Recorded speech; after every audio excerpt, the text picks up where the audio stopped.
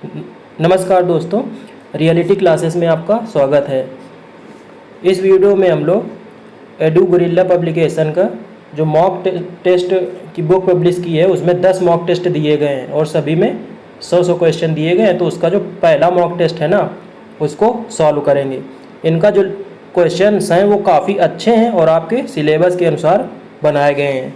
तो जितने ज़्यादा आप क्वेश्चन करोगे उतना आपको आइडिया लगेगा कि किस तरह क्वेश्चन आएंगे। यदि आपको क्लियर दिख ना रहा हो तो आप अपने वीडियो की थोड़ा क्वालिटी बढ़ा लीजिए। तो चलिए पहले क्वेश्चन नंबर से शुरू करते हैं। दिया गया खाद्य श्रृंखला में निम्नलिखित में से किसकी जनसंख्या सबसे अधिक है? ऑप्शन है उत्पादक, प्राथमिक उपभोक्ता, द्वितीय उपभोक्ता और अपघटक। तो दो तरह की फूड चेन्स होती हैं आपकी, एक होती है ग्रेजिंग फूड चेन और दूसरी होती है डिट्रियस फूड चेन। जो ग्रेजिंग फूड चेन होती है ना, वो स्टार्ट होती है जो घास होती है प्राइमरी प्रोड्यूसर्स उनसे। ऐसे ही जो डिट्रियस फूड चेन होती है ना, ये उसका एग्जाम्पल आप मान सकते हैं क्योंकि इसमें अपघटक दिया गया है। तो बोला कि जनसंख्या सबसे अधिक किसकी होती है, तो इसमें अपघटक जो होते हैं ना, डिकम्पोजर्स इंग्लिश में बोलते हैं, उन्हीं की संख्या सबसे अधिक होती है। तो डी ऑप्शन आपका सही हो गया। दूसरा क्वेश्चन है द्वितीयक उत्पादक हैं, मतलब जो सेकेंडरी प्रोड्यूसर हैं वो कौन है? ऑप्शन है शाकाहारी उत्पादक, मांसाहारी या इनमें से कोई नहीं। तो जो उत्पादक हो, यहाँ पे द्वितीयक उत्पादक की बात कर रहा है, मतलब सेकेंडरी प्रोड्यूसर्स। तो अब इसमें जो शाकाहारी और मांसाहारी हैं ये उत्पादक तो है नहीं, ये उपभोक्ता हैं। और जो उत्पादक दिया है इससे तो कुछ समझ में नहीं आ रहा है, सेकेंडरी उत्पादक। तो इसका ऑप्शन हो जाएगा डी, इनमें से कोई नहीं। अगले क्वेश्चन पे चलते हैं। क्वेश्चन नंबर 3 क्या बोल रहा है? निम्न में से किसे डिट्रीवोर कहते हैं? जो अपघटक लिखा है ना ऊपर ये पहले वाले क्वेश्चन में, उसी को इंग्लिश में डिट्रीवोर्स बोलते हैं। अब ये इन्होंने हिंदी में इस तरह से लिख दिया डेट्रीटिवोरे। 4 ऑप्शन आपके दिए गए हैं। सड़ते हुए कार्बनिक पदार्थों पर भोजन करने वाला एक जानवर, पौधे पर भोजन करने वाला एक जानवर पर भोजन करने वाला पौधा, या एक जानवर का दूसरे जानवर को खाना। तो जो डिट्रीवोर्स होते हैं ना अपघटक, वो जो ऑर्गेनिक सब्सटेंसेस होते हैं ना उनको डिकम्पोज करते हैं। तो पहला ऑप्शन आपका सही हो जाएगा। चलते हैं अगले क्वेश्चन में। क्वेश्चन नंबर 4 में क्या बोल रहा है? किसी भी पारतंत्र के लिए ऊर्जा का पिरामिड हमेशा सीधा होता है। यह स्थिति इस तथ्य को इंगित करती है कि जो ऊर्जा का पिरामिड होता है ना वो हमेशा बोल रहा है सीधा होता है, मतलब इस तरह से। तो बोल रहा है यह किस तथ्य को बताता है? पहला है उत्पादकों की ऊर्जा रूपांतरण दक्षता सबसे कम होती है। तो उत्पादक तो सबसे नीचे होते हैं, तो बोल रहा है इनकी ऊर्जा रूपांतरण दक्षता सबसे कम होती है। दूसरा है मांसाहारियों में बेहतर ऊर्जा रूपांतरण दक्षता होती है। तीसरा है ऊर्जा रूपांतरण दक्षता सभी पोषी स्तरों में समान होती है। और चौथा है मांसाहारियों की तुलना में शाकाहारी जीवों की ऊर्जा रूपांतरण दक्षता है वो बेहतर होती है। तो जो चौथा है ना इसका सही होगा डी ऑप्शन, कि जो शाकाहारी जीव होते हैं ना उनकी जो ऊर्जा रूपांतरण दक्षता है वो बेहतर होती है। अगले क्वेश्चन में चलते हैं। कौन सा हाथी रिजर्व, एलिफेंट रिजर्व भी आपके सिलेबस में है तो वहाँ से एक क्वेश्चन है। हिमालय की दक्षिणी तलहटी और ब्रह्मपुत्र नदी बेसिन के उत्तर में स्थिर है। तो नॉर्थ ईस्ट की बात कर रहा है। ऑप्शन है आपके पूर्वी डुआर्स, दूसरा है काजीरंगा, ईआर का मतलब एलिफेंट रिजर्व, तीसरा है वायनाड और चौथा है मयूरभंज। तो जो इसका सही आंसर है पांचवा का वो है ए, पूर्वी डुआर्स। जो काजीरंगा है ना वो असम में है, वायनाड जो है ना ये केरल में है। आपको बताना है मयूरभंज कहाँ पे है। अगले क्वेश्चन में चलते हैं। क्वेश्चन नंबर 6 क्या बोल रहा है, कौन सा हाथी रिजर्व भारत में 3 राज्यों में फैला हुआ है। ऑप्शन है आपके पेरियार, मैसूर, नीलगिरी या डांडेली या डंडेली जैसा भी आप बोलो। इसका सही आंसर है वो है सी। जो नीलगिरी एलिफेंट रिजर्व है वो 3 स्टेट में फैला है। कौन कौन, केरल, तमिलनाडु और कर्नाटक।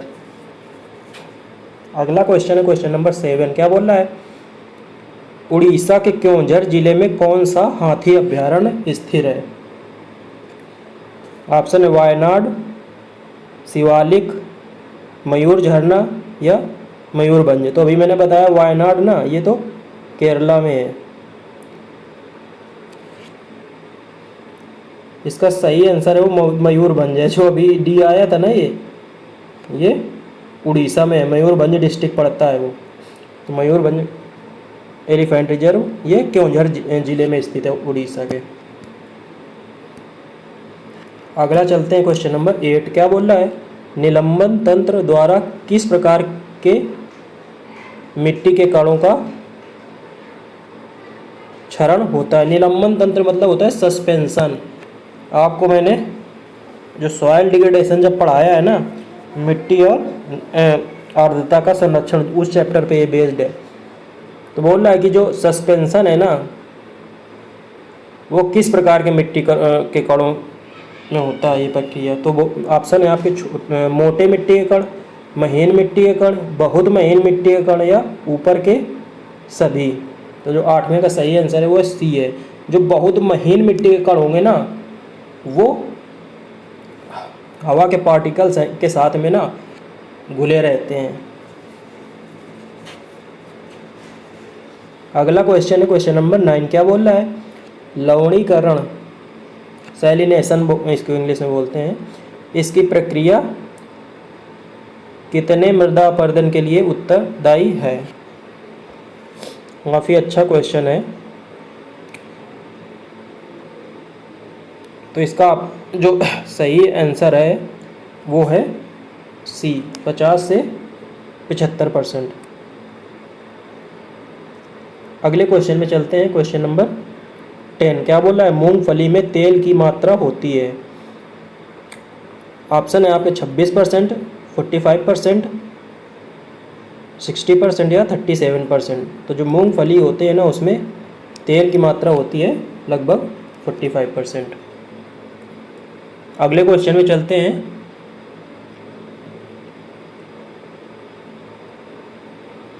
क्वेश्चन नंबर 11 क्या बोल रहा है, वृक्षारोपण एक प्रकार की खालिस्तान है खेती है। ऑप्शन है आपके व्यापक खेती, व्यावसायिक खेती, गहन कृषि या मिश्रित खेती। तो जो वृक्षारोपण है ना वो आपका व्यावसायिक खेती के अंतर्गत आ जाता है। अगला क्वेश्चन है क्वेश्चन नंबर 12, कौन सा उर्वरक अत्यधिक हाइग्रोस्कोपिक है। हाइग्रोस्कोपिक मतलब नमी एब्जॉर्ब कर लेता है। पहले ऑप्शन है आपके calcium ammonium nitrate, sodium nitrate, ammonium sulphate या यूरिया। तो इसका सही आंसर है यूरिया। यूरिया आपने देखा होगा सफ़ेद जो होती है ना एकदम गोल गोल, तो इसको आप खुले में छोड़ दोगे ना एकदम चिपचिपी हो जाती है, ऐसा लगता है पानी मिला दिया गया है। जिन लोगों ने देखा होगा उसको उनको ये पता होगा। अगला क्वेश्चन है क्वेश्चन नंबर 13 क्या बोल रहा है, उष्णकटिबंधीय वर्षा वन का नाम कैसे पड़ा। बारिश कम होने के कारण, भारी बारिश के कारण, मध्यम बारिश के कारण या बारिश की आवश्यकता नहीं होने के कारण। तो नाम से पता चल रहा है भारी बारिश के कारण। वर्षा वन है ना, tropical rain forest. B option सही हो गया। अगले में चलते हैं क्वेश्चन नंबर 14 क्या बोल रहा है, दुनिया की सबसे खूंखार मकड़ी टेरेंटुला कहाँ पाई जाती है। जो लोग डिस्कवरी या HTTV, एनिमल प्लेनेट इस तरह के चैनल देखते होंगे तो टेरेंटुला ना इसके बारे में कई सारे वीडियो जो आते हैं एपिसोड्स, काफ़ी बड़े साइज़ की होती है और काफ़ी जहरीली होती है। तो बोलते हैं कहाँ पे पाई जाती है? ऑप्शन है रेगिस्तान में, पहाड़ों में, उष्णकटिबंधीय वर्षावन में या घास के मैदानों में। तो ये ज़्यादातर उष्णकटिबंधीय वर्षावन में पाई जाती है टेरेंटुला। अगला क्वेश्चन है क्वेश्चन नंबर 15। क्या बोल रहा है? निम्न में से किस प्रकार का वन जल संभरों के लिए महत्वपूर्ण है? जल संभर मतलब वाटर शेड। तो ऑप्शन दिए गए हैं आपके उष्णकटिबंधीय सदाबहार वन, उष्णकटिबंधीय पर्णपाती वन, उष्णकटिबंधीय पर्वतीय वन या घास का जंगल। तो सही ऑप्शन है वो है आपका सी, उष्णकटिबंधीय पर्वतीय वन। अगले क्वेश्चन में चलते हैं। क्वेश्चन नंबर 16 क्या बोल रहा है? वन किस प्रकार वातावरण की आर्द्रता को बढ़ाते हैं? वाष्पोत्सर्जन द्वारा, प्रेरणा द्वारा, अवसान द्वारा या ऑक्सीकरण द्वारा। तो इसका सही ऑप्शन है वाष्पोत्सर्जन, ट्रांसपीरेशन जो होता है ना, उसके द्वारा ये वातावरण में नमी को बढ़ाते हैं। अगला क्वेश्चन है क्वेश्चन नंबर 17। क्या बोला? वर्षा वन अनुसंधान संस्थान RFRI मतलब रेन फॉरेस्ट रिसर्च इंस्टीट्यूट कहाँ पे स्थित है? तो ये आपका स्थित है जोरहाट, असम में। बी ऑप्शन आपका सही हो गया। अनुसंधान संस्थान से क्वेश्चन बन सकता है, जितने भी वन से रिलेटेड हैं वो आपको आने चाहिए। अगला क्वेश्चन है क्वेश्चन नंबर 18। केंद्रीय पर्यावरण मंत्रालय द्वारा अखिल भारतीय हाथी आबादी का अनुमान लगाया गया था। गणना के अनुसार किस राज्य में हाथियों की संख्या सबसे अधिक है? ये मैंने कराया है जब एलिफेंट रिजर्व जहाँ पे कराए हैं कि हाथी सबसे ज़्यादा किस राज्य में पाए जाते हैं, तो वो पाए जाते हैं कर्नाटक में। आपका डी ऑप्शन सही हो गया। अगला क्वेश्चन है 19। क्या बोल रहा है?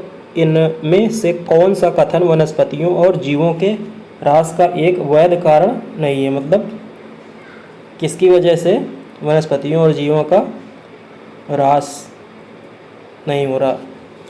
ऑप्शन है आपका कृषि विस्तार, बड़े पैमाने पर विकासात्मक परियोजनाएं, चराई और जलाऊ लकड़ी का संग्रह, और चौथा है तेजी से औद्योगिकरण और शहरीकरण। काफ़ी अच्छा क्वेश्चन है ये। इसका सही आंसर है ना वो है सी, आप बोल सकते हो कि ये वनस्पतियों और जीवों के ह्रास का कारण नहीं है। मतलब उतना बाकी के कंपैरिजन में इसका प्रभाव उतना नहीं पड़ता। अगला है 20वां। निम्न में से कौन सी संरक्षण कार्य नीतियों में प्रत्यक्ष रूप से सामुदायिक भागीदारी शामिल नहीं है?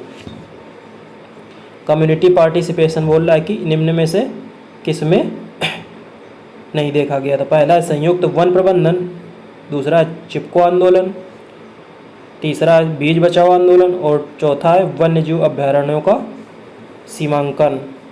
बिल्कुल आसान है, 20 का डी है। जो वन्य जीव अभयारण्यों का सीमांकन है ना, इसमें कम्युनिटीज का पार्टिसिपेशन नहीं होता है। अगला है क्वेश्चन नंबर 21। क्या बोल रहा है? वन्य जीवन के विलुप्त होने के लिए अग्रणी मानव गतिविधि सबसे महत्वपूर्ण है। कि मानव वन्य जीवन जो विलुप्त हो रहा है उसके लिए कौन सी मानव गतिविधि है सबसे ज़्यादा असर डाल रही इस पर? ऑप्शन है आपके वायु और जल का प्रदूषण, दूसरा है मूल्यवान वन्य जीव उत्पादों के शिकार के लिए शिकार, तीसरा है विदेशी प्रजातियों का परिचय मतलब इंट्रोडक्शन ऑफ फॉरेन स्पीशीज, चौथा है प्राकृतिक आवासों का परिवर्तन और विनाश। इस तरह क्वेश्चन आने के पूरे चांस हैं आपका। तो उसमें सबसे बड़ा कारण है वो है डी, प्राकृतिक आवासों का परिवर्तन और विनाश।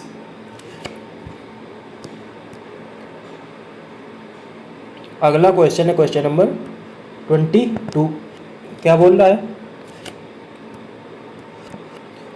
निम्नलिखित में से कौन सा एक अभयारण्य और उसके मुख्य संरक्षित वन्य प्राणी का मेल खाता युग्म है?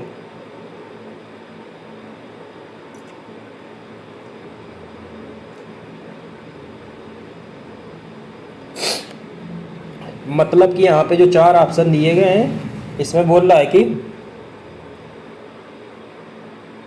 जो अभयारण्य दिया गया है और उसमें जो जीव का संरक्षण जिसका किया जा रहा है, तो उसमें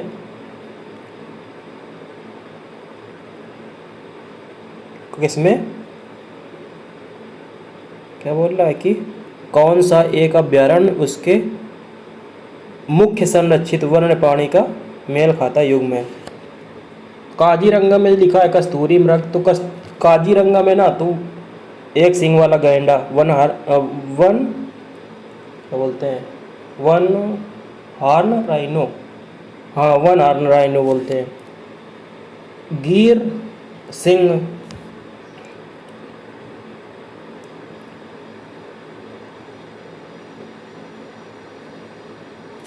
तो जो गिर लिखा है एक्चुअल में एक गिर होना चाहिए, तो गिर जो है ना वो एशियाटिक लायन के लिए है, जो ये गुजरात में है, तो ये बी ऑप्शन आपका सही है। जो सुंदरवन है ना यहाँ पे बाघ का है, टाइगर का, बंगाल टाइगर, राइनो का नहीं है। और डी तो ऊपर ही तो सभी तो है नहीं, तो बी ऑप्शन आपका सही है, 22 का बी। अगले में चलते हैं, क्वेश्चन नंबर 23।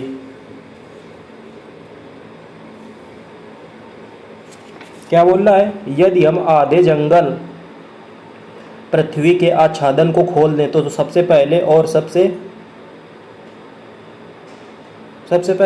पहले कौन सा संकट उत्पन्न होगा? 2 बार सबसे पहले लिखा, कोई नहीं, तो बोल ये समझना है कि सबसे पहले कौन सा संकट उत्पन्न होगा। यदि पृथ्वी पे जो जंगल है ना उसमें से आधे विलुप्त हो जाए, आधे जंगल नष्ट हो जाएं। ऑप्शन देखते हैं। कुछ प्रजातियां विलुप्त हो जाएंगी, दूसरा है जनसंख्या और पारिस्थितिक असंतुलन बढ़ेगा, तीसरा है ऊर्जा संकट उत्पन्न होगा, और चौथा है शेष आधे वन इस असंतुलन को बनाए रखेंगे। तो इसका जो सबसे सही है ना वो ए है, कुछ प्रजातियां विलुप्त हो जाएंगी। अगले क्वेश्चन में चलते हैं, क्वेश्चन नंबर 24। क्या बोल रहा है? निम्नलिखित में से किसे वन की ज्वाला के रूप में जाना जाता है? अच्छा क्वेश्चन है। ऑप्शन है आपके पलास, आर्किड, बांस, रोहिदा। तो जो पलास है ना उसको वन की ज्वाला कहते हैं। अगला क्वेश्चन है क्वेश्चन नंबर 25। निम्न में से किसे वांगड़ का चीकू के नाम से जाना जाता है? ऑप्शन है तेंदू, पलास, बांस और रोहिदा। तो इसका भी आंसर है तेंदू, और तेंदू के पत्ते से बनाई जाती है बीड़ी। अगला क्वेश्चन है क्वेश्चन नंबर 26। क्या बोल रहा है? लेयरिंग की निम्नलिखित में से किस विधि को स्टूलिंग के रूप में जाना जाता है? ऑप्शन है साधारण लेयरिंग, दूसरा है एयर लेयरिंग, सर्पेंटाइन लेयरिंग या माउंड लेयरिंग। इसका सही आंसर है डी। इसको आप गूगल में सर्च कर लीजिएगा यदि समझ में ना आ रहा हो कि ये लेयरिंग क्या है। अगला क्वेश्चन है क्वेश्चन नंबर 27। फसलों की क्रांतिक अवस्था में के संबंध में निम्नलिखित में से कौन सा गलत है? जो क्रिटिकल स्टेज होती है ना फसलों की, उसमें से कौन सा गलत है?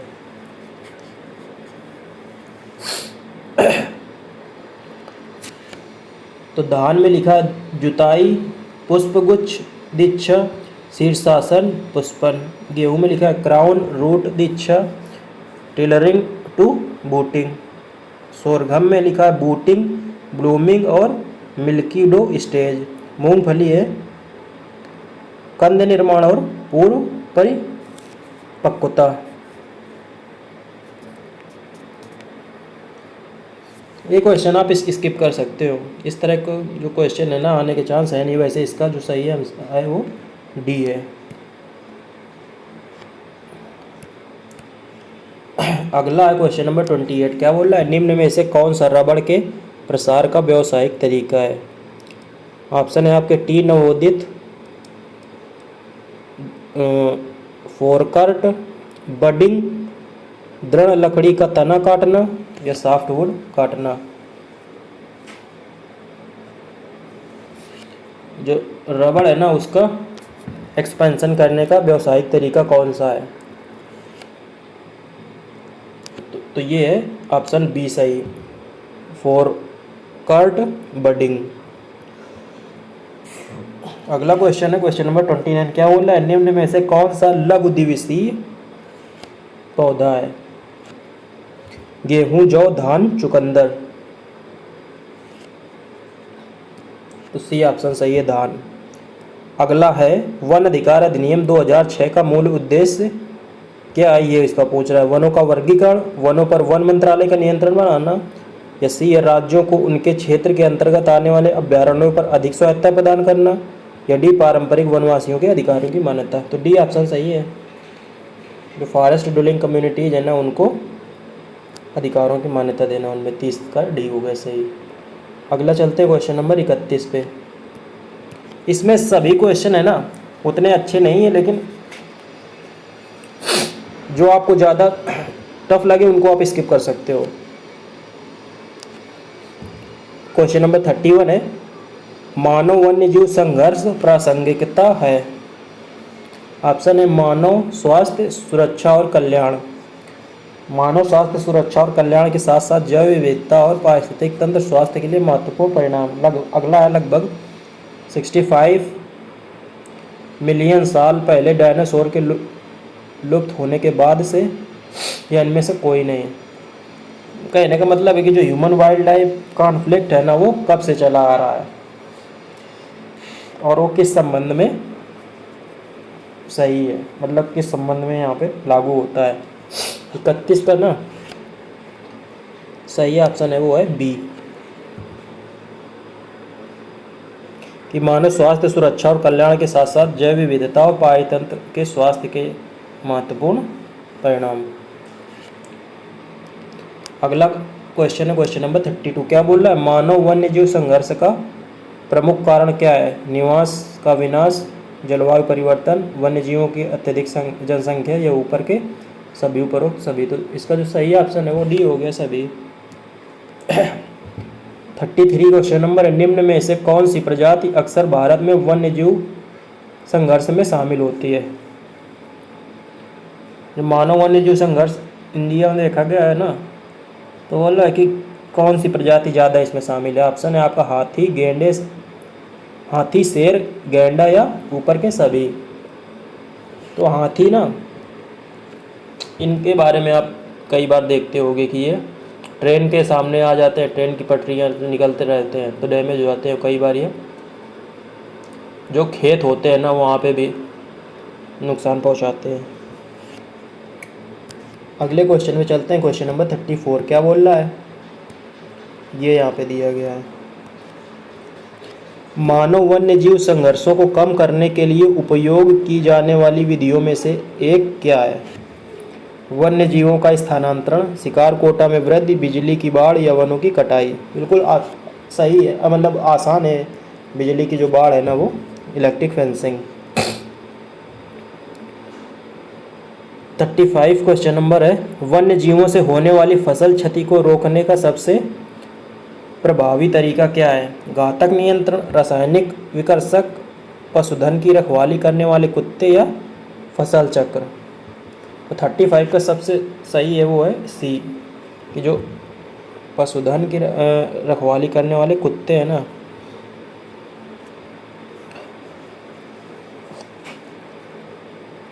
ये आप रख सकते हैं। तो फसल को जिन जीवों से नुकसान होती है वो उसको आपकी फसलों से दूर रखेंगे।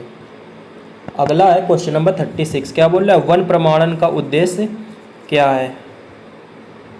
ऑप्शन है आपका टिकाऊ वानिकी प्रथाओं को बढ़ावा देना, वन उत्पादों के व्यावसायिक मूल्य में वृद्धि करना, वनों की कटाई को कम करने के लिए, या उपरोक्त सभी। 36 का डी है आपका उपरोक्त सभी। अगला है 37, सबसे व्यापक रूप से मान्यता प्राप्त वन प्रमाणन कार्यक्रम कौन सा है? इसके बारे में जब मैं वन प्रमाणन बताया उसमें इसके बारे में बताया है। तो पहला ऑप्शन है आपका फॉरेस्ट स्टीवर्डशिप काउंसिल FSC, सतत वानिकी पहल या sustainable SFI, sustainable forestry initiative या वन प्रमाण के समर्थन के लिए कार्यक्रम PEFC, या इनमें से कोई नहीं। तो 37 है ना उसका सही है ए। FSC जो है ना सबसे ज़्यादा चलता है वन प्रमाणन में, मतलब सबसे ज़्यादा कॉमन है ये।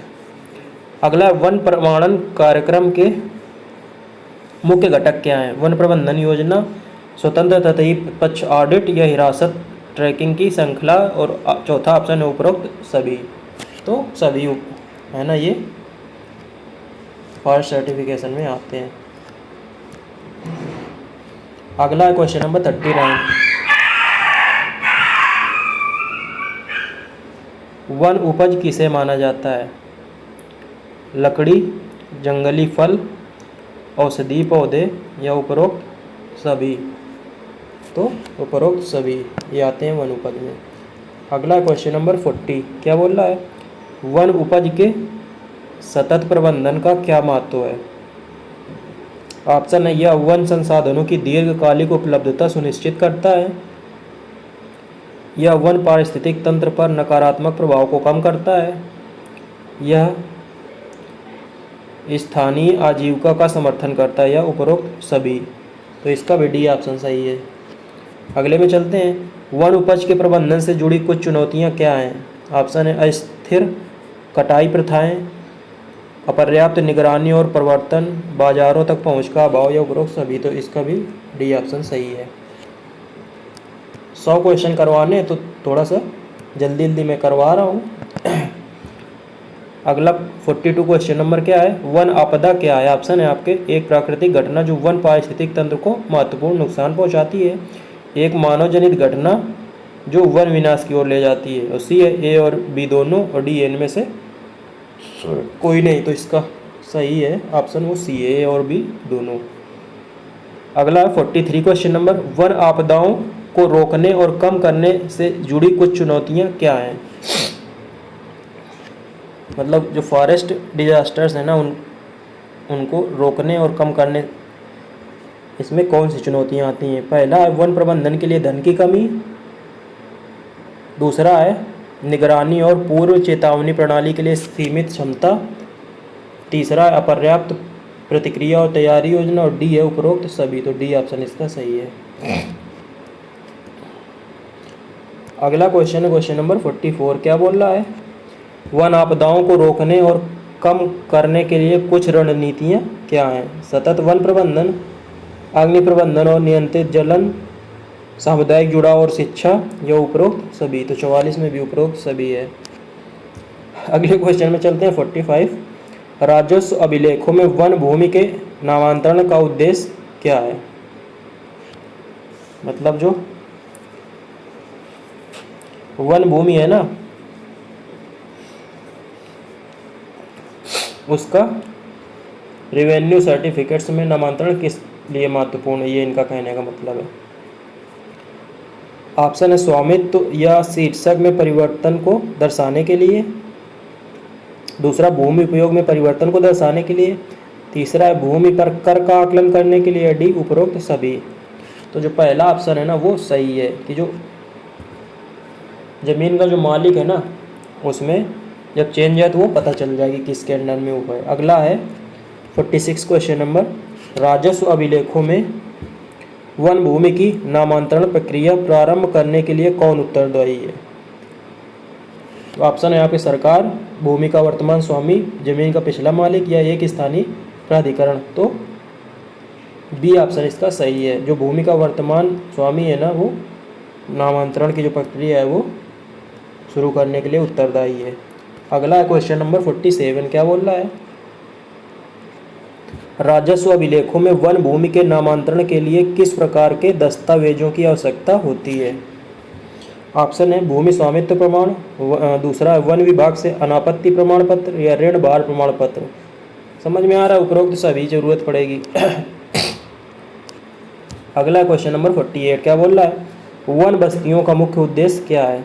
ऑप्शन है वन कर्मियों को आवास उपलब्ध कराना, दूसरा है वन भूमि और संसाधनों को संरक्षित करने के लिए,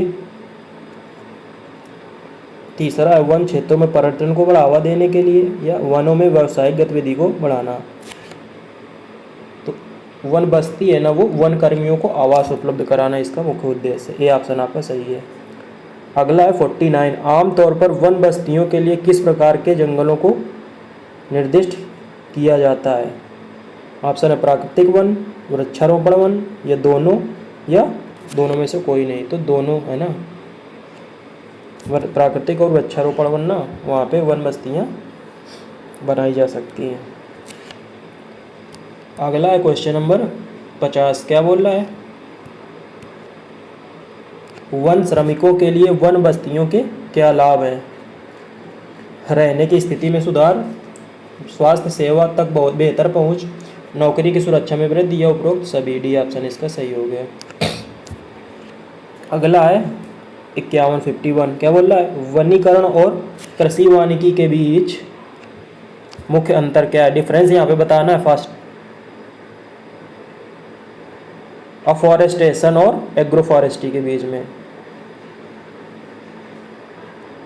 तो इसका 51 का सी सही है। वनीकरण निम्नीकृत भूमि पर वृक्षों का रोपण है, जबकि कृषि वानिकी फसलों और पशुओं के साथ वृक्षों का एकीकरण है। अगला है क्वेश्चन नंबर 52 क्या बोल रहा है? वनीकरण के क्या लाभ हैं?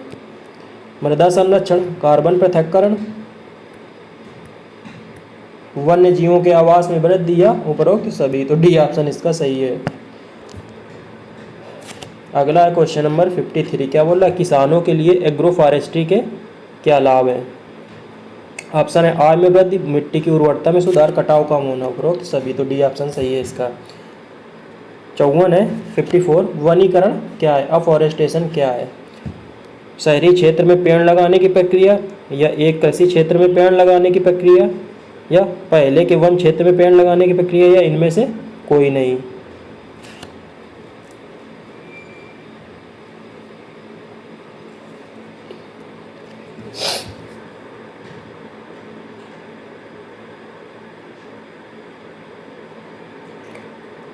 अब इसमें तो इसका 54 का सी दिया है, लेकिन मुझे डी लग रहा है ना, इनमें से कोई नहीं, क्योंकि पहले के वन क्षेत्र में पेड़ लगाने की प्रक्रिया को अफॉरेस्टेशन तो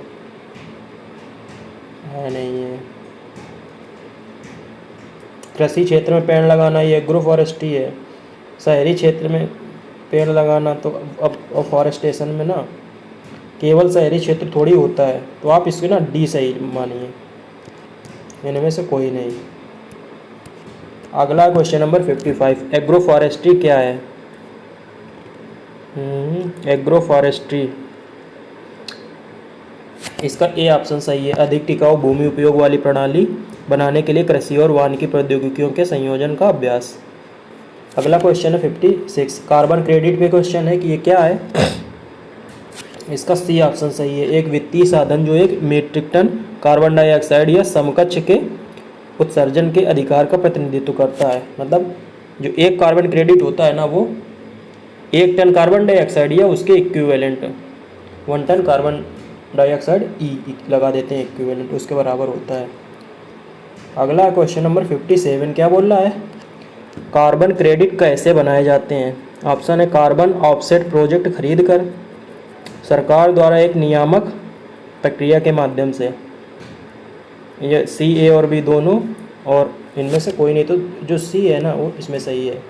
कार्बन ऑफसेट प्रोजेक्ट का मतलब ऐसा प्रोजेक्ट ना जिसमें कार्बन का उत्सर्जन ना हो रहा हो या कार्बन को एब्जॉर्ब कर रहा हो वो प्रोजेक्ट, उसमें कुछ ऐसी प्रक्रियाएं शामिल हो। अगला क्वेश्चन है 58 की कार्बन क्रेडिट का उद्देश्य क्या है? पहला ऑप्शन है कंपनियों को ग्रीन हाउस गैसों का उत्सर्जन जारी रखने की अनुमति देना। बी है कंपनियों को अपने कार्बन उत्सर्जन को कम करने के लिए प्रोत्साहित करना। सी है सरकार के लिए राजस्व उत्पन्न करने के लिए, और डी इनमें से कोई नहीं। बी ऑप्शन इसका सही है 58 का। कि जो कंपनियां हैं वो अपना कार्बन एमिशन कम करें। अब बोल रहा है 59 क्वेश्चन नंबर में क्या बोल रहा है, कार्बन क्रेडिट के दो मुख्य प्रकार क्या हैं। ए बोल रहा है प्रमाणित उत्सर्जन कटौती CER सर्टिफाइड एमिशन रिडक्शन और नवीकरणीय ऊर्जा प्रमाण पत्र। बी है कार्बन ऑफसेट और कार्बन परमिट और सी है अक्षय ऊर्जा क्रेडिट और कार्बन टैक्स क्रेडिट और डी है ऊपर के उपरोक्त सभी। तो 59 का ना जो प्रकार जो कार्बन क्रेडिट के हैं ना वो बी ऑप्शन इसका सही है, कार्बन ऑफसेट और कार्बन परमिट। अगला है क्वेश्चन नंबर 60 क्या बोल रहा है, जलवायु संरक्षण का प्राथमिक लक्ष्य क्या है। जलवायु परिवर्तन को होने से रोकने के लिए, जलवायु परिवर्तन के प्रभावों को कम करने के लिए, जलवायु परिवर्तन के प्रभावों के अनुकूल होने के लिए या उपरोक्त सभी। तो 60 का ना बी है, जलवायु परिवर्तन के प्रभावों को कम करने के लिए। अगला है क्वेश्चन नंबर 61 क्या बोल रहा है, COP27 सम्मेलन का मुख्य उद्देश्य क्या है। ऑप्शन है जलवायु परिवर्तन पर अंतर्राष्ट्रीय समझौतों पर बातचीत करना और उन्हें लागू करना। बी है अक्षय ऊर्जा परियोजनाओं के लिए धन उपलब्ध कराने के लिए। सी है गैर नवीकरणीय ऊर्जा परियोजनाओं के लिए धन उपलब्ध कराना। सी तो किसी तरह हो नहीं सकता है। और डी जलवायु परिवर्तन के प्रभावों पर जनता को शिक्षित करना। तो इसका जो ए है ना वो सही है, 61 का ए, जलवायु परिवर्तन पर अंतर्राष्ट्रीय समझौतों पर बातचीत करना और उन्हें लागू करना। अगला है क्वेश्चन नंबर 62 क्या बोल रहा है, जलवायु परिवर्तन का मुख्य कारण क्या है। ज्वालामुखी विस्फोट, वनरोपण, मानवीय गतिविधियाँ या प्राकृतिक जलवायु परिवर्तनशीलता। जो जलवायु परिवर्तन हो रहा है क्लाइमेट चेंज, उसका मुख्य कारण क्या है, तो वो सी है मानवीय गतिविधियाँ। जो ह्यूमन एक्टिविटीज़ है ना उसकी वजह से मेनली इफ़ेक्ट हो रहा है, मतलब जो जलवायु है वो प्रभावित हो रही है। अगला क्वेश्चन 63 क्या बोल रहा है, ग्लोबल वार्मिंग के लिए जिम्मेदार मुख्य ग्रीन हाउस गैस कौन सी है। तो सबको पता होगा कार्बन डाइऑक्साइड। 63 का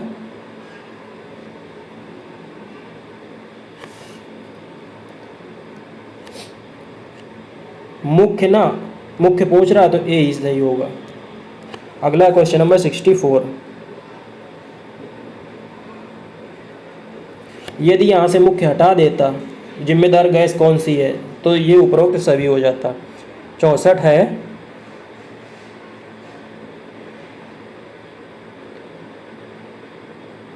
भारतीय वन अधिनियम 1927 का मुख्य उद्देश्य क्या है। ऑप्शन है वनों और वन्य जीवों का संरक्षण और सुरक्षा करना।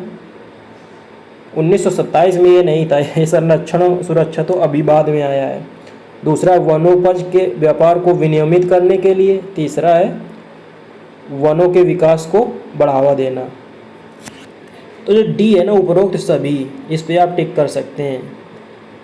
जो भारतीय वन अधिनियम 1927 है ना उसमें कई बाद में संशोधन किए गए हैं, तो उसमें ये भी शामिल कर लिया गया वन और वन्य जीवों का संरक्षण तथा सुरक्षा। तो 64 का डी आपका सही हो जाएगा।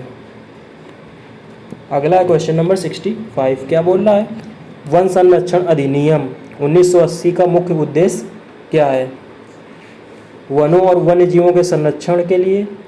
बी है गैर वन उद्देश्यों के लिए वन भूमि के परिवर्तन को विनियमित करना। सी है वनों के विकास को बढ़ावा देने। डी वनोपज के व्यापार को विनियमित करने के लिए। तो जो वन संरक्षण अधिनियम 1980 है इसका मुख्य उद्देश्य है बी, गैर वन उद्देश्यों के लिए वन भूमि के परिवर्तन को रेगुलेट करना। अगला क्वेश्चन नंबर 66 क्या बोल रहा है, वन्य जीव संरक्षण अधिनियम 1972 का मुख्य उद्देश्य क्या है। ऑप्शन है आपके वन्य जीव और वन्य जीव उत्पादों के व्यापार को विनियमित करने के लिए। बी है वन्य जीवों और उनके आवासों की रक्षा और संरक्षण के लिए। सी है वन्य जीव आबादी के विकास को बढ़ावा देने के लिए। डी उपरोक्त सभी।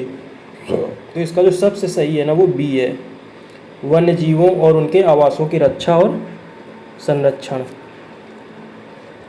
अगला है क्वेश्चन नंबर 67। क्या बोल रहा है? वन्य जीव संरक्षण अधिनियम 1972 के तहत वन्य जीवों की संरक्षित प्रजातियों को मारने के लिए क्या जुर्माना है? तो बी ऑप्शन आपका सही है, जुर्माना और 7 साल की कैद। ये आपको याद रखना है, काफ़ी अच्छा है, ये अच्छा क्वेश्चन है। 7 साल की कैद और जुर्माना दोनों हो सकते हैं, या इनमें से एक। अगला क्वेश्चन नंबर 68। क्या बोल रहा? इकोटोन। इकोटोन आ गया। तो इकोटोन क्या होता है? बीच का ट्रांजिशन क्षेत्र होता है दो पारिस्थितिकी तंत्रों के बीच का। तो ए ऑप्शन आपका सही हो जाएगा। ऐसा क्षेत्र जहाँ दो अलग अलग पारिस्थितिक तंत्र मिलते हैं और बातचीत करते हैं। अगला क्वेश्चन नंबर 69। क्या बोल रहा है? पर्यावरण पारिस्थितिक संतुलन क्या है? Environmental ecological balance. ऑप्शन देख लेते हैं। एक राज्य जिसमें पर्यावरण और उसके पारिस्थितिक तंत्र एक स्थायी तरीके से कार्य कर रहे हो। एक राज्य जिसमें पर्यावरण और उसके पारिस्थितिक तंत्र गिरावट की स्थिति में है। एक राज्य जिसमें पर्यावरण और उसके पारिस्थितिक तंत्र स्थिरता की स्थिति में है। या इनमें से कोई नहीं। ए ऑप्शन इसका सबसे सही है कि जो पर्यावरण और पारिस्थितिक तंत्र है वो स्थायी तरीके से कार्य कर रहे हैं। अगला क्वेश्चन नंबर 70। क्या बोल रहा है? इको सेंसिटिव जोन क्या है? ऑप्शन देख लेते हैं। एक क्षेत्र की पारिस्थितिकी की रक्षा और संरक्षण के लिए नामित क्षेत्र, औद्योगिक या वाणिज्यिक विकास के लिए विनिर्दिष्ट क्षेत्र, आवासीय विकास के लिए निर्दिष्ट क्षेत्र, या इनमें से कोई नहीं। तो ए ऑप्शन जो है वो सही है। एक क्षेत्र की पारिस्थितिकी की रक्षा और संरक्षण के लिए नामित क्षेत्र।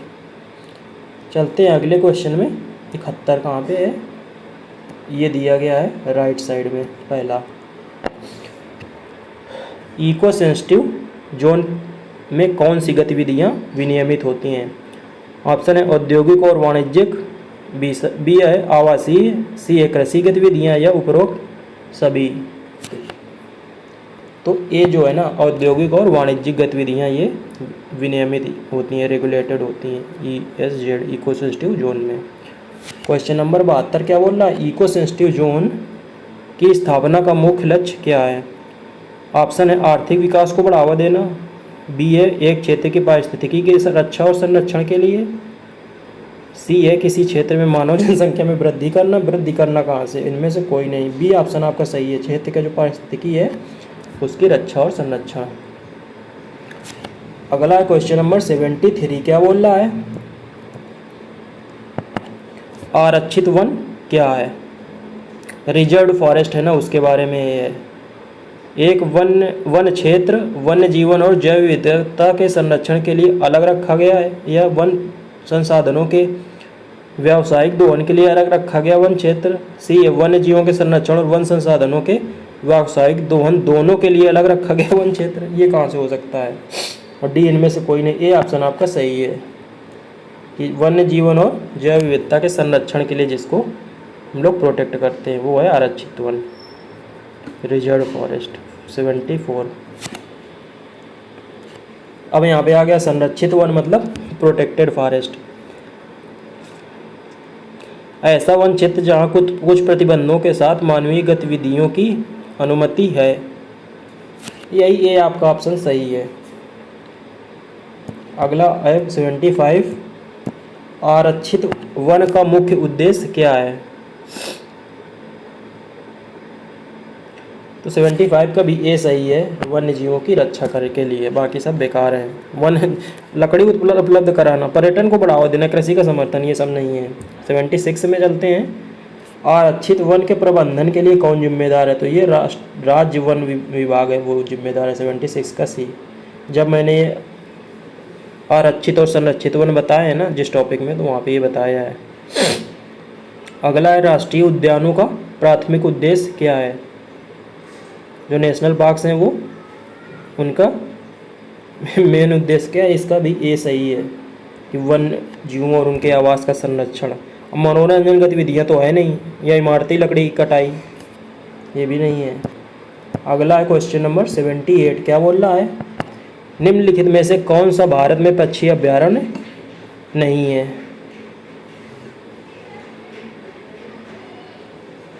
केवलादेव, सुल्तानपुर, चिल्का या कान्हा।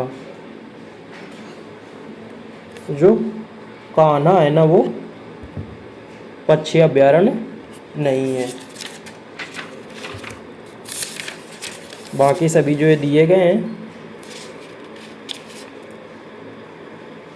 जो कान्हा है ना वो टाइगर रिजर्व है।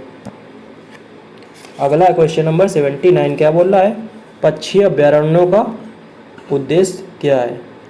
पक्षियों की लुप्तप्राय प्रजातियों की रक्षा, प्रवासी पक्षियों के लिए आवास उपलब्ध कराना, ए और बी दोनों, न ए न बी। सी ऑप्शन इसका सही है, देखते ही पता चल जा रहा है। अगला क्वेश्चन नंबर 80, पक्षी अभ्यारण्यों में आमतौर पर किस प्रकार की गतिविधियों की अनुमति है। ऑप्शन है आपके शिकार और मछली पालन, वाणिज्यिक विकास, अनुसंधान और शिक्षा, और इनमें से कोई नहीं। तो समझ में आ रहा जो सी है ना, इसकी अनुमति दी जा सकती है, बाकी ऊपर वाले दोनों नहीं दिया जा सकता। तो 80 का सी सही हो गया। चलते हैं 81 क्वेश्चन नंबर पे, क्या बोल रहा है, राष्ट्रीय वन्य जीव कार्य योजना NWAP का मुख्य उद्देश्य क्या है। ऑप्शन है भारत के वन्य जीवों और उनके आवासों को संरक्षित और सुरक्षित करना, 2 बार संरक्षित यहाँ पे कर दिया है। बी है जंगली जानवरों के शिकार को विनियमित करने के लिए। तीसरा है इको टूरिज्म को बढ़ावा देना, या चौथा है ऊपर के सभी। तो इसका जो सबसे सही ऑप्शन है वो ए है। शिकार को विनियमित थोड़ी करना है, इको टूरिज्म को बढ़ावा देना NWAP का उद्देश्य नहीं है, आप ये समझ लो, मुख्य उद्देश्य में नहीं आता। पहली राष्ट्रीय वन्य जीव कार्य योजना कब शुरू की गई थी, कई बार बता चुका हूँ, 83। ये ऑप्शन सही है। बोला NWAP के मुख्य घटक क्या हैं, आवास बहाली और प्रबंधन, बी है वन्य जीव संरक्षण शिक्षा और जागरूकता, वन्य जीव अनुसंधान और निगरानी, या उपरोक्त सभी। तो डी ऑप्शन जो है वो आपका सही है, 83। अगला क्वेश्चन नंबर 84 क्या बोल रहा है, संरक्षित क्षेत्रों मतलब प्रोटेक्टेड एरियाज के तहत क्षेत्र को बढ़ाने के लिए राष्ट्रीय वन्य जीव कार्य योजना NWAP के तहत निर्धारित लक्ष्य क्या है।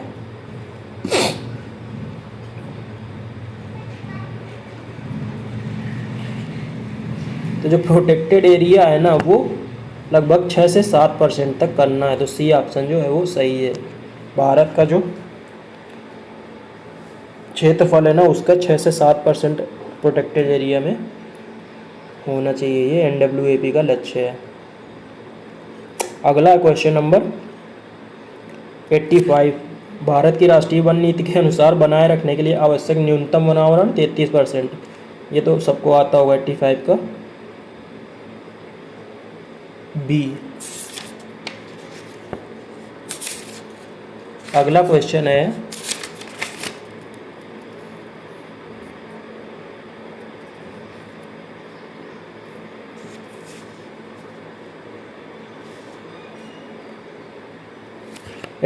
क्या बोल रहा है, भारत की राष्ट्रीय वन नीति के अनुसार वनों के प्रबंधन में स्थानीय समुदायों की क्या भूमिका है।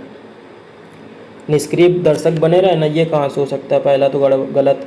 वनों की सुरक्षा और संरक्षण में शामिल होना, वनों के प्रबंधन में किसी भी भूमिका से बाहर रखा जाना, इनमें से कोई नहीं। तो बी ऑप्शन इसका सही है कि वनों की सुरक्षा और संरक्षण में शामिल होना ये स्थानीय समुदाय की भूमिका है। ये तो 86 का कौन सा सही है, बी। चलते हैं अगले 87 में क्या बोल रहा है, निम्न में से कौन सी भारत की राष्ट्रीय वन नीति की सिफारिश नहीं है। वनीकरण और पुनर्वन रोपण, वन क्षेत्रों में कृषि का विस्तार। वन क्षेत्रों में कृषि का विस्तार समझ में आ रहा है, ये हो ही नहीं सकता है, बी ऑप्शन सही हो जाएगा। प्राकृतिक वनों का संरक्षण है, इनमें से कोई नहीं। तो ए और सी सही है, बी है ना वो गलत है, नहीं बोल रहा है ना। अगला है एक वनपाल का प्राथमिक कर्तव्य क्या है। तो जो फॉरेस्टर है ना, ड्यूटीज ऑफ फॉरेस्टर, या वन दरोगा को फॉरेस्टर ही बोलते हैं, तो उसका प्राथमिक कर्तव्य क्या है। वन क्षेत्रों की सुरक्षा और संरक्षण, या बी विकास के लिए वन क्षेत्रों को साफ करना, ये कहाँ से हो सकता है, बी तो गलत हो गया। लॉगिंग कार्यों की करने के लिए वन्य जीव आवासों का प्रबंधन करना। तो प्राथमिक कर्तव्य पूछ रहा है तो ये ए है ना, वही है, आप समझ लो, वन क्षेत्रों की सुरक्षा और संरक्षण।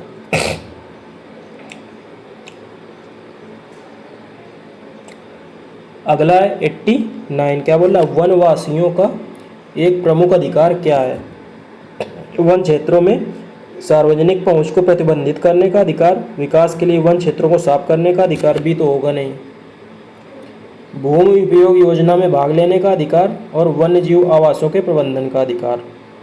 89 का ना सी है, वो जो वनवासी है ना उनका प्रमुख अधिकार है कि भूमि उपयोग योजना है ना उसमें वो पार्टिसिपेट कर सकते हैं और अपने लिए कुछ भूमि अलाट करवा सकते हैं। 89। अगला है 90, क्या बोल रहा है, वनों का मुख्य कार्य क्या है। वन्य जीवों के लिए आवास उपलब्ध कराना, लकड़ी और कागज उत्पादों का उत्पादन करने के लिए मिट्टी को कटाव रोकने। उपरोक्त तो सभी हो गया, डी ऑप्शन अपने आप सही हो गया 90 का। अगला है 91, क्या बोल रहा है,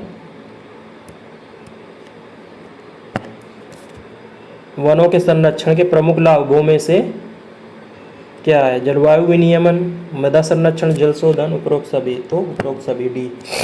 92, जलवायु परिवर्तन के कुछ प्रभाव क्या हैं। जलवायु परिवर्तन के प्रभाव की बात कर रहा है।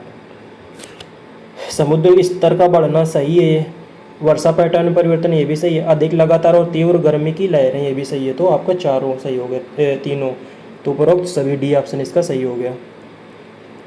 अगला है भारत के सकल घरेलू उत्पाद जीडीपी में वन क्षेत्र का योगदान क्या है।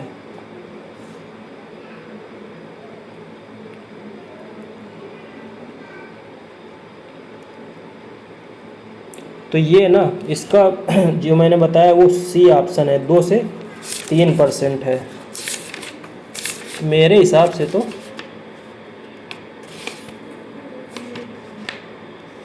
यही सही होना चाहिए, यही आप सी सही रखिए मेरे हिसाब से। चलते हैं अगले क्वेश्चन में 94 में, निम्न में से कौन सा भारत में वनों से प्राप्त उत्पाद नहीं है। लकड़ी, बांस, औषधि पौधे या सोना। सोना थोड़ी है, डी ऑप्शन सही हो जाएगा। गोल्ड की बात हो रही है, गोल्ड थोड़ी मिलता है वनों से।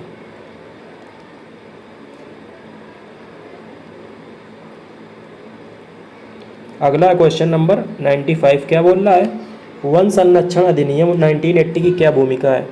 गैर वन उद्देश्यों के लिए वन भूमि के परिवर्तन को विनियमित करना, वनों की कटाई को बढ़ावा देना, ये कहाँ से हो सकता है।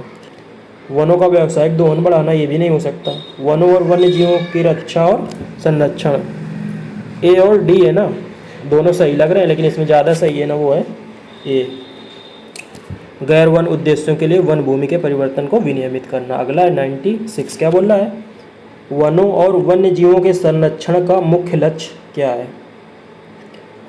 आने वाली पीढ़ियों के लिए वनों और वन्य जीवों की रक्षा और संरक्षण करना,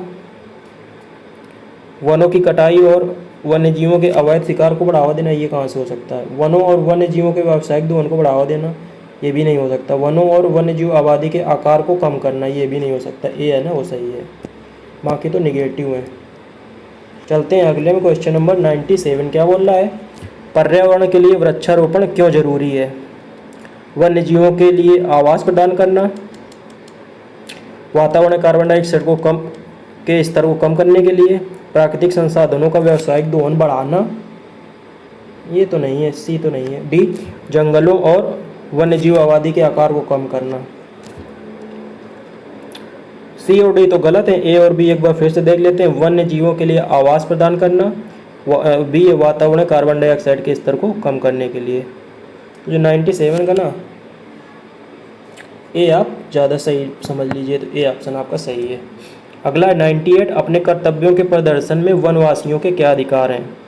वानिकी कानूनों और विनियमों को लागू करने का अधिकार, निजी संपत्ति में प्रवेश का अधिकार, निजी संपत्ति को जब्त करने का अधिकार, वन संसाधनों की रक्षा के लिए बल का प्रयोग। इसका 98 का ना क्या बोल रहा है, अपने कर्तव्यों के प्रदर्शन में वनवासियों का क्या अधिकार है। तो सी तो हो नहीं सकता, और डी भी सही नहीं है, और बचे ए और बी।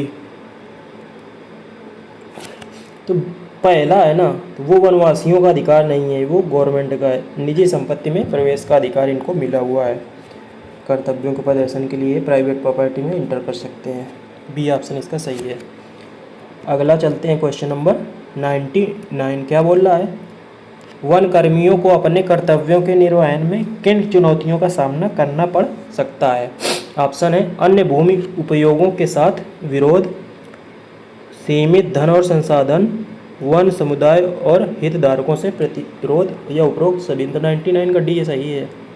अगला क्वेश्चन है 100 और लास्ट क्वेश्चन है, जलवायु परिवर्तन पर पेरिस समझौते का मुख्य लक्ष्य क्या है? तो पेरिस समझौते का मुख्य लक्ष्य है ग्रीन हाउस गैसों के उत्सर्जन में कमी। तो 100 का हो गया ए ऑप्शन सही। तो आपका ये हो गए 100 क्वेश्चन। इसमें से कुछ क्वेश्चन जो शुरुआत में थे, जो मैंने बताए बीच बीच में, वो आप स्किप कर सकते हो, बाकी काफ़ी ठीक ठाक क्वेश्चन है। इससे आपको एक आइडिया मिल जाएगा कि किस तरह के क्वेश्चन आएंगे। उम्मीद है वीडियो आपको अच्छा लगा होगा। मिलते हैं अगले वीडियो में, तब तक के लिए नमस्कार, धन्यवाद।